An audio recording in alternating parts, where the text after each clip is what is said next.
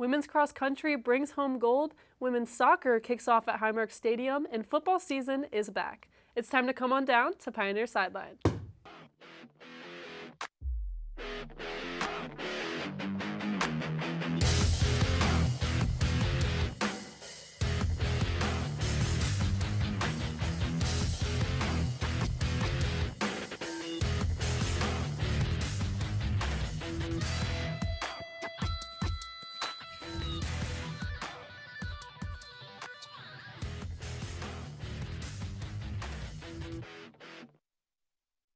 Good evening and welcome to Pioneer Sideline. I'm your host, Bryn Reese, back for another year of sports news. We have all the breaking Point Park and local news for you, and later, national news and some conversations on NFL Week 1. To start, we have Edmi Idalis with a report on women's soccer's home opener. Edmi? Thanks, Bryn. This past Thursday, women's soccer opened the season at home against the Florida Southern College Moccasins. The Pioneers ended their first official game in a draw, marking both teams with a standalone tie on their record. Pioneer transfer Maya Figueroa scored the first of 2 goals for Point Park this game after a corner kick by Martina Cardamel. Along with an assist from Rebecca Pilgrim, Figueroa was able to make a straight kick into the goal, putting the score at 1-1. After the Mocs had committed 2 fouls, Captain Sari Kuiper came in for the penalty kick and led Point Park to its second and final goal of the game. The game ended with a score of 2-2. Pioneer goalie Nicole Kaczynski left the game with a total of 6 saves, only allowing 2 shots on goal to pass out of the Moccasins' 8 attempts. This game was an aggressive one, with a combined total of 17 fouls, 9 from Point Park and the remaining 8 from FSC. The attitude on the field was deemed, quote, spicy, unquote, by Pioneer Paula Soleil. Point Park's next matchup will be against Edinburgh on Wednesday, September 10th at home at 7 p.m. This is followed by the Pioneers' first Mountain East Conference matchup against Wheeling University on Saturday, September 13th at home at noon. Let's go Pioneers! Now to Austin Carnes to report on women's cross-country gold. Austin? Thanks, Edmi. The Point Park cross-country teams traveled to Bethany College for the West Liberty Invitational. While the men's team placed 4th place overall, the women's team showed up and showed out and placed 1st overall. Junior Cassandra O'Connor, for the 2nd year in a row at this invitational, was the 1st place runner overall. Cassandra O'Connor is a familiar achiever for the women's team, as she was the overall MEC Women's Runner of the Year last season. And with her time of 18 minutes and 3 seconds, she adds yet another accomplishment. 5 runners for Point Park placed in the top 25 overall. The Coastal Carolina transfer Zabine Van Westernhagen placed 5th overall in her first Point Park meet with a minute time of 19 minutes and 5 seconds. The true freshman Aubrey Smith dominated, placing 10th overall. Aubrey finished with a time of 19 minutes and 31 seconds.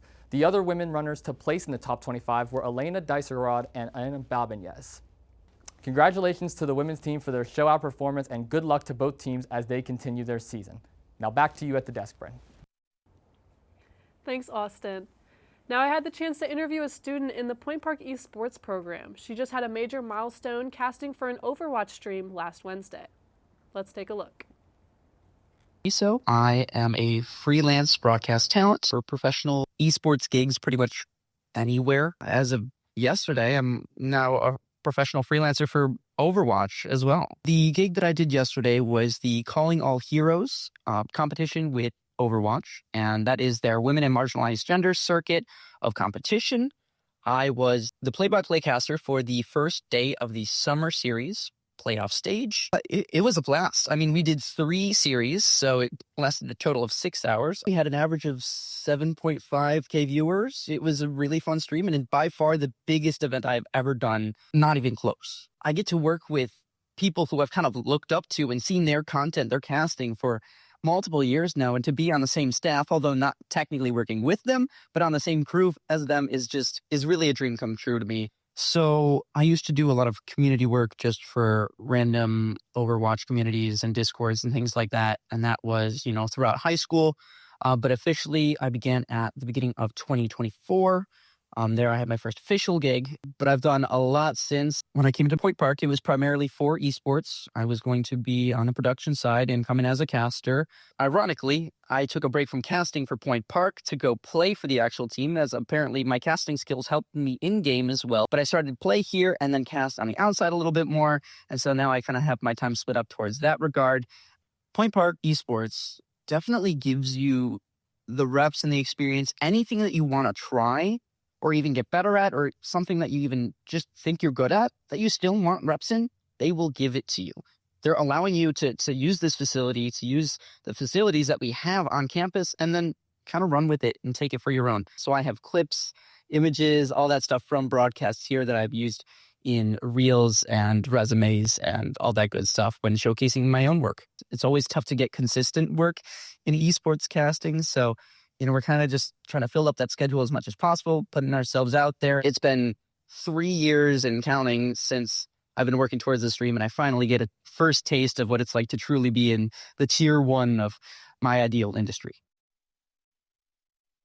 Incredible accomplishment, truly, and we're excited to see what Ari will accomplish next.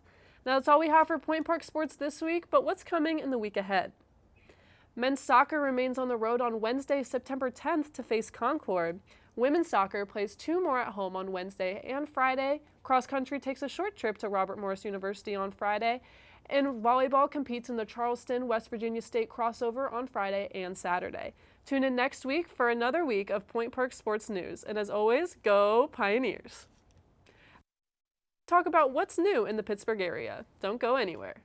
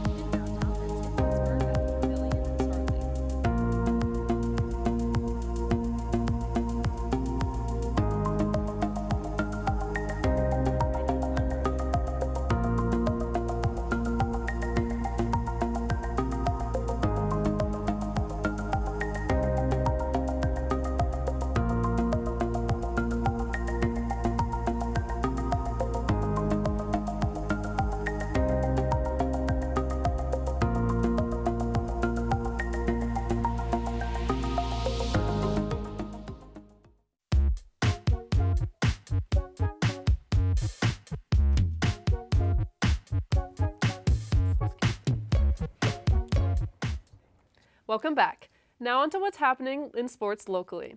On Saturday, Pittsburgh held the Supersonic Invitational presented by Enjoy Wrestling in Planned Parenthood of Western PA at Velam Fermentation in Southside. We started with singles matches between the Supersonic Invitational tournament entrants. First, a match with Bulldozer Matt Tremont for his Enjoy debut versus the defending Enjoy champion Mikey Montgomery. To no surprise, Mikey wins to move on to the final round. Next, Cleveland wrestler Josh Bishop faced Erica Lee, where we saw a pure size match, and Erica unfortunately stood no chance. Bishop moves on. Then we had hometown hero Andrew Palace versus GCW world champion Effie. Now this match got the crowd going, but Effie eventually got the pin, despite a match ending with mutual respect in the ring. To take a break from the tournament entrance, we saw a trios match with the Best Business Bureau versus Holiday and the Runway in a wildly problematic Best Business Rules match, cultivating a growing rivalry between the two trios. Ultimately, the good guys win in Holiday and the Runway. Back to the singles tournament, Jamie Senegal faced Pittsburgh legend MV Young. MV Young moves on. Now on to the much-awaited Enjoy Tag Team Championships with David Lawless and Billy Dixon versus local favorites Gannon Jones Jr. and Duke Davis of TME. It was an intense match with Gannon actually getting pinned through a series of illegal moves, causing Enjoy Commissioner Ziggy to get involved and demand a rematch right then and there. The second time around, rules applied, TME makes quick work of it, pinning David Lawless in under a minute after some intense arguments with the commissioner. Moving on to the main event, we saw a fatal four-way between the 4 singles tournament winners, Mikey Montgomery, Josh Bishop, Effie, and MV Young. The crowd was fully riled up with intense beef, 2 tables failing to break, and fighting that inevitably left the ring. Eventually, Mikey knocked Bishop and Effie out of the ring, leaving Pittsburghers Mikey and MV Young. And on his birthday, Mikey Montgomery successfully defended the Enjoy title to wrap up the Supersonic Invitational. Enjoy announced that they will return to Velam Fermentation in December for another event. Next, Luke McKenna is here in his Sideline debut to tell us all about Pittsburgh Pirates breakout star Connor Griffin. Luke? Thanks, Bryn. Pirates young superstar Connor Griffin has recently been named the #1 prospect in Major League Baseball. Connor Griffin was drafted 9th overall out of Jackson Prep High School in 2024 and has quickly made an impact. Out of high school, he was considered a true five-tool player, with his biggest strength being as a defender with high upside in contact and power, and he sure has shown that this year in 2025. At just 19 years old, Connor Griffin's slash line for the 2025 season is a .330 batting average, .416 on base, and .528 slugging percentage, along with 47 extra base hits, 20 home runs, 90 RBIs, 50 walks, and 65 steals in just 117 games. He has also displayed even more upside on defense, with insane versatility, being able to play shortstop as well as all other outfield positions while playing elite defense with insane range. He is currently playing for the Pirates AA affiliate, the Altoona Curve, and has shown a lot of power in just 16 games, as his OPS is the highest it's been since he got called up. With the Pirates having Connor Griffin and Bubba Chandler, they are one of the first teams to ever have both the #1 hitting prospect and the #1 pitching prospect in baseball at the same time. Beyond his raw physical talent, Griffin is praised for his exceptional mental approach and work ethic. He is described as grounded and focused, with an ability to process feedback and make improvements quickly. A lot of fans hope he can be the answer to the Pirates' consistent struggles year after year on offense. With his very good play, the future could be very bright in Pittsburgh. Now back at the desk is our NFL reporter Gabe Ebersol to share the biggest storylines from Week 1 of the football season. Gabe? Thanks, Luke. Fans waited since February for football's return. They weren't disappointed in what the NFL delivered opening week.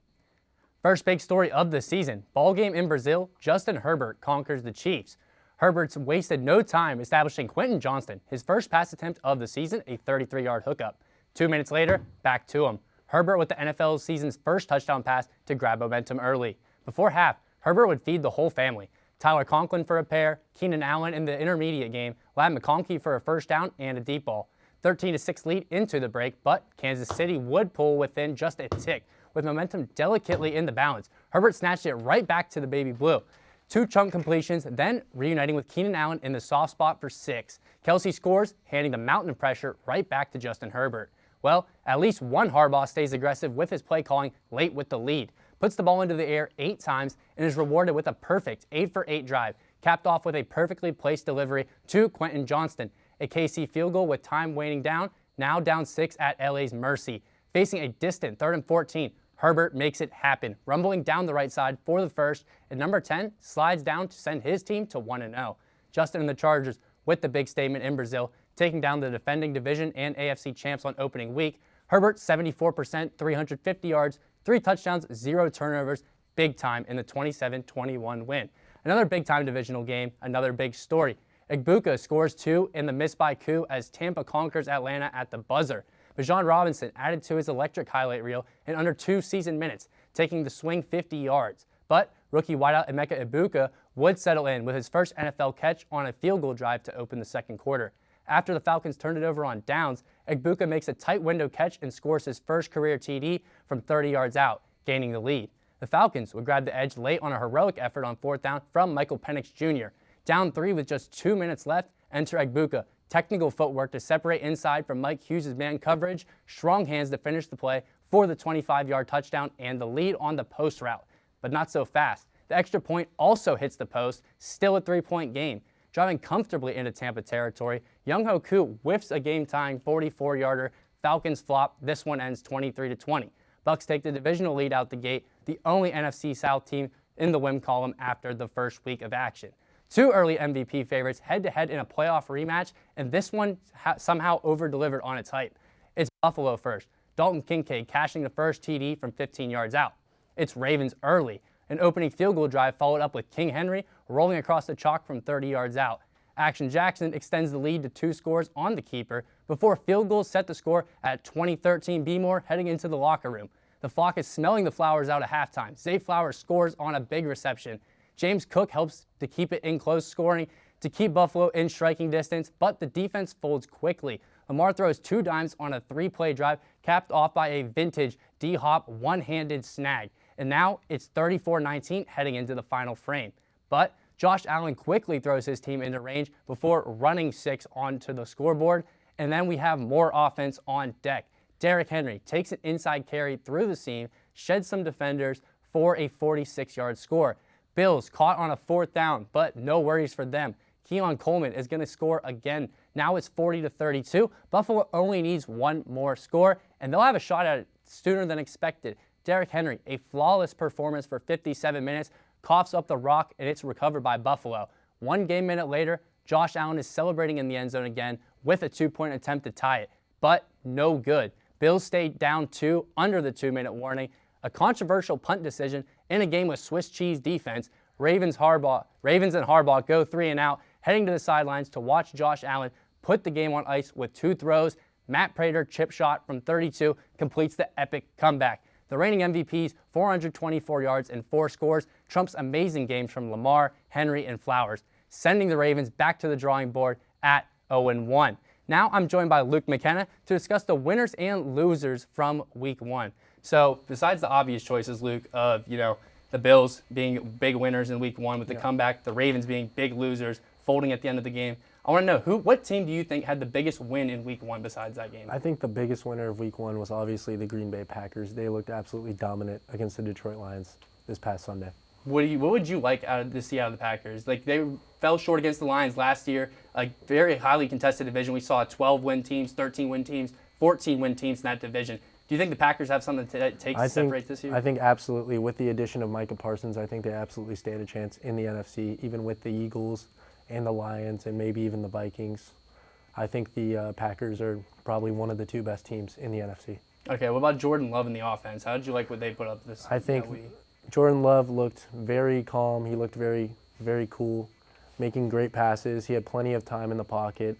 The Lions defensive line looked helpless against the Packers O-line. He looked really good, like a top 10 quarterback right now. I would agree with a lot of what you said. My personal winner for this week, I'm going to have to go with the Colts, man. A team that a lot of people expected to be a bottom feeder, a team that decided on their quarterback late. Daniel Jones lit up the Miami defense for a 33-8 win. He ran in a pair of scores, was airing it out, looked effective. The defense on the other side of the ball only allowing under 250 yards to a Miami team led by Mike McDaniel, known for their offense, and they couldn't muster anything against the Colts defense. I think that they look good on both sides of the ball. What did you take away from that game? I somewhat agree with that, but Daniel Jones was the first quarterback to have 2 passing touchdowns and 2 rushing touchdowns in their first game with the new team since Daniel Jones on the Giants, and we all know how that turned out. So don't get too confident. I don't think the Colts are the real deal. All right, so you don't think the Colts are the real deal, but what other team showed they weren't the real deal? Who's your loser from Week 1? I think we can stay on that game. The Miami Dolphins are a bottom feeder this year. They are not going to be good. They're going to have the number 1 pick. They look like the worst team in the NFL. Worst team in the NFL, allegations being thrown towards the Dolphins early. 8 points against the Colts. What more do I need to say? Garbage time touchdown, too. I would agree with that. For a loser, I would say Chicago Bears came out, and they just, with Ben Johnson, all sorts of new acquisitions, the line, it just looked a lot similar to me to what happened last year. You're seeing Caleb Williams trying to navigate the pocket, just running around, like not keeping his eyes down the field. And then the way it fell apart early, he looked good early going 10 for 10. But after that, it just was a steady decline. He misses DJ Moore on the touchdown. But, we're going to have to see next week. It's still early in the season. These teams can rebound from this. Yeah. And thanks, Luke. I just want to thank you for hopping on the show in your first time here. When we come back, more national sports news. Make sure you stay tuned.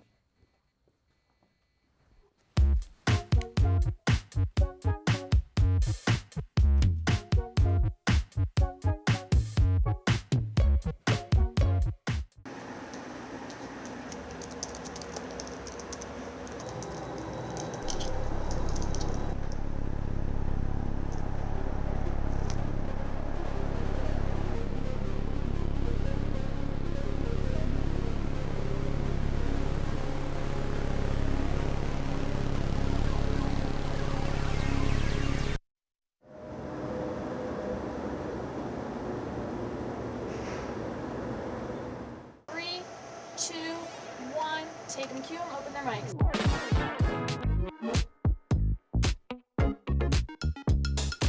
They mark the 1-year anniversary of the Pittsburgh Post-Gazette strike.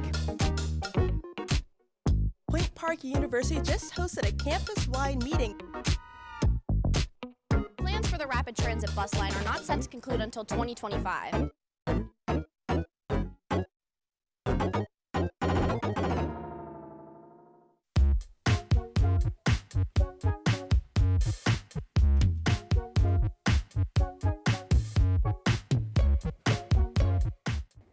Welcome back. Now with what's new nationally, Ryan Jones reports on a superstar athlete suffering a season-ending injury. Ryan? Thanks, Bryn. WNBA superstar Caitlin Clark is out for the remainder of the 2025 WNBA season. The Indiana Fever point guard was held to only 13 games this season until suffering a right groin injury back in July. After constant treatment for the past month and a half, the training staff had to make the tough decision to rule her out for the remainder of the season. When asked about the month and the final decision, Caitlin had this to say, quote, "I'd hoped to share a better update. I spent hours in the gym with the singular goal of getting back out there. Disappointed isn't a big enough word to describe how I'm feeling," end quote. This is definitely tough news for the Fever, as they just clinched a playoff spot on Sunday night with a 94-67 victory over the Washington Mystics. Now to Layla Shervan for an interesting equipment update in the world of sports. Layla? Thanks, Ryan. Have you ever watched a head-on collision during a sports game and wondered how much is too much? Well, new groundbreaking head injury assessment technology has made its debut in the Women's Rugby World Cup. Players have the option to wear a new mouthguard with LED lights that will flash red when there's a risk of head trauma. The mouthguards can measure the force of the collision and the rotational force they are hit with using an accelerometer and gyroscope. Referees will stop at the sight of the blinking light and immediately pull that player off for a mandatory 12-minute head injury assessment. Once the players are assessed, they can return to the game if they pass. The new mouthguards are not only taking big steps to keep the players safe, but also raising awareness. Dr. Lindsay Starling, a science medical manager at World Rugby, stated, quote, "It will create awareness of head injuries and concussions in the stands and for fans at home being able to see it on TV," end quote. This technology is a big improvement for the safety of sports players. The Rugby World Cup opened August 22nd in England in the Stadium of Light. There are 16 teams competing with a team of 22 female referees, making history for women in this sport. England is holding the #1 spot in the tournament standings, followed by Canada at #2 and New Zealand at #3. Now, what college football teams are facing backlash? Ryan Tile gives the breakdown. Ryan? Thanks, Layla. We're only 2 weeks into the 2026 college football season, and already the heat is turned all the way up on the Southeastern Conference. Two fan bases, Alabama and Florida, are making noise, and both are calling for their head coaches' jobs. Let's start in Tuscaloosa. Crimson Tide head coach Caleb DeBoer has been under the microscope from the moment he accepted the job. And why not? He inherited what many call the toughest role in all of college sports, replacing Nick Saban, the 7-time national champion who won 201 games at Alabama with 6 national titles in 17 seasons. DeBoer's resume at Washington, however, was outstanding with 25-3 in 2 seasons, including a college football playoff run, but the SEC spotlight is a different beast. Since taking over in 2025, he's just 10-5, including an 0-2 record in rivalry games and a bowl loss. The real pressure came after Alabama's shocking Week 1 collapse against Florida State, where the Tide entered a 20-point favorite but gave up 482 total yards and a 38-24 loss. Fans' frustration only grew. If Alabama were to move on from DeBoer, the buyout will sit around $73 million, making him one of the most expensive firings in college football history. Now let's head further south to Gainesville, Florida, as their head coach Billy Napier once again finds himself on the chopping block. Since taking over in 2022, Napier's overall record sits at 24-24, perfectly 500. But the bigger issue is the teams who he lost to. The Gators dropped back-to-back games to Kentucky, lost to South Florida in 2025, and have just one win over Georgia in his tenure. Florida also hasn't finished the season in the AP Top 25 under Napier, and last year they were 6-7 finished at the finish mark. Third straight losing season, the program's longest such streak since 1970. Now that is all from me and the rest of us. Back to you, Bryn. Thanks, everyone. Next, we debate the Pittsburgh Steelers and if it's finally their year in our Case of the Week.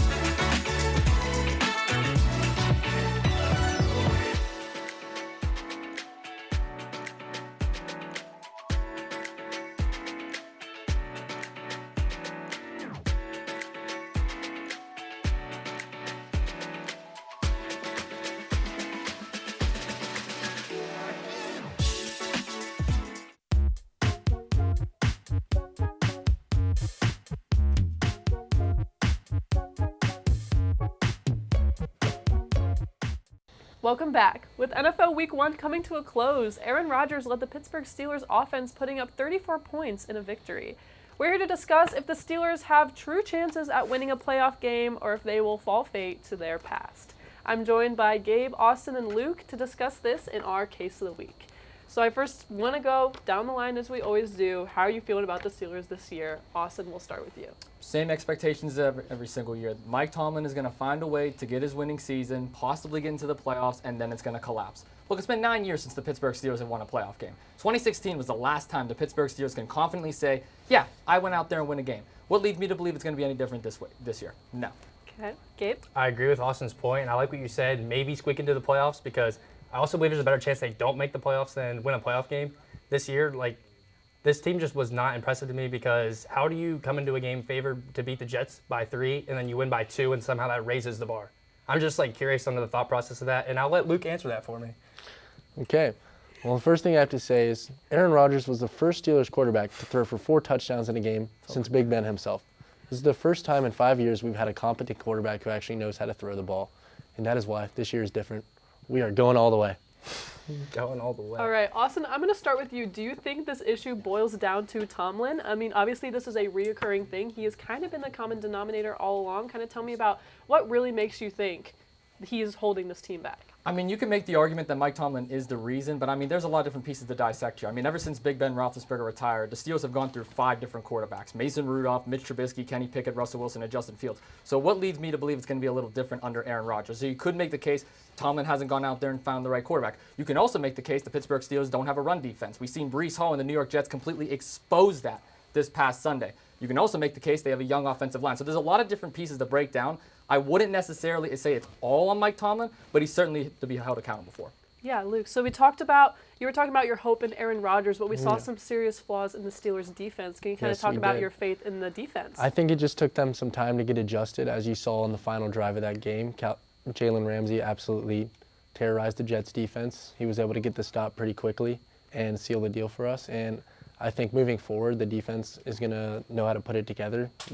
There's a lot of new guys on defense that haven't played together before, so it just took them some time to get adjusted.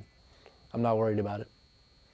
Not worried about it. I mean, I think it's more than something to be worried about. You have Justin Fields, who has never really looked good as an offensive weapon, a quarterback in the NFL, and then you're putting him onto the Jets, who have not had a good offense the last 5 years, including when they had Aaron Rodgers. So if he's as good as you say he is, wouldn't it make sense that the Jets would probably have looked better on offense last year than playing your defense? I don't know about that. I mean, the Jets' defense has been pretty good the last few years, and the Steelers' offense has not, and we put up 34 points. Time out. I want to know real quick, what exactly did the Pittsburgh Steelers do this offseason to confidently lead you to think that anything different is going to happen this year? I want to know. They drafted Caleb Johnson, and he ran backwards 2 yards. That's not it. We didn't make many changes, but we looked really good, and the defense figured it out at the end of the game. And moving forward, okay, so what I want to do, break it down more specifically, is do you think you're winning the division? Let's start there. No. Okay, so if you're not winning the division, that puts you in a road playoff scenario against likely either the Buffalo Bills, the Baltimore Ravens, and then whoever you think is winning the AFC West. I think it's still Actually, I want to extend an olive branch. Where do you have the Steelers in the division rankings this year? They're with the Ravens, the Bengals, and the Browns. Sure. What's your 1 to 4? I got the Browns 4, Bengals 3, Steelers 2, Ravens 1. You got the Steelers over the Bengals. Yeah, okay. The Bengals are not good. I think the Bengals look very shaky. Bengals look very shaky against the Browns. Back to my point, do you think that in the first round to win a playoff game, the Steelers will go on the road and then beat either the Ravens, the Bills, or the Chiefs? You never know. They went into New York and beat the Jets. The Jets. Okay. That's exactly where we're standing at. They're beating the Jets, and that's what we're excited over. They didn't even cover the spread against the Jets, but that raised the bar. Let's go to the fact that just this morning, Steelers picked up safety in Peppers. The real Peppers. I like the addition. Deshaun Elliott looked really good in the limited time he played on Sunday. And with his injury, I think this is a good pickup for the Steelers. And Peppers has been a really good player for the Patriots for a while. So I'm confident in this addition for sure. I also like that addition. I think Peppers is like a versatile player. He's just a playmaker. He looked good on the Jets. I mean, not the Jets, the Patriots, and as well as the Giants. Like you can put him in almost any scheme. I think he'll pick it up very quickly. There'll be like not much of a learning curve for him, and I think he'll be able to make an impact immediately. And there's another reason to say why the Steelers defense. I won't go that far, but I will say this is a good pickup because, again, it adds more depth to this team. It adds a little more versatility within that defense. But let's be honest. The grass is green. The sky is blue. The Steelers aren't going to go. I agree. All right, Luke, any answers to that? I mean, what makes you think Aaron Rodgers is really going to, because we saw a really good week 1 from him, how do you think he's going to continue that throughout the season? He's won a Super Bowl before against the Steelers. How long ago? Only a couple years ago. Couple He knows what it's like to win. So we have an experienced quarterback. He might have forgotten over all that time, to be honest. And that's all I need to say. Anything else, guys? Watch and learn. You'll see what happens. All right, what do we think in the next coming weeks? I mean, this weekend with the Seahawks versus the Steelers, how do we think that's going to go? Easy win. The Seahawks looked really bad last week, so I could see the Steelers squeaking out a win here. I'm going to be honest with you. What do you think? This is going to be a back-and-forth battle. It's going to be one down the trenches. I mean, let's not forget, Seattle has a pretty underrated running game, so if the Pittsburgh Steelers can at least put a halt or at least limit the run game of the Seattle Seahawks, I can see it being a little bit close. But at the end of the day, it's probably going to come down to the fourth quarter. Yeah, fair enough. I think the Steelers should win this game. They're the favorites. I mean, do you think they're going to win out through the rest of the season? No, come on. Okay. It'll be a disappointment if they don't win here on Sunday. I would agree with that. Fair enough. Are there any other moves you want to see the Steelers making, either just at all on the team? I mean, they gotta have a run game. They gotta get a running back, or I mean, I guess if they drafted Caleb Johnson, if he doesn't step up, they gotta sign someone to plug that hole real quick because they still looking really shaky in the running game. Najee Harris left, so. Jalen Warren didn't look too bad. Yes, he did. Okay. All right, and on that note, we're going to wrap it up because that's all the time we have this week. Be sure to join us next week on the same Pioneer time, the same Pioneer channel, and the same Pioneer Sideline.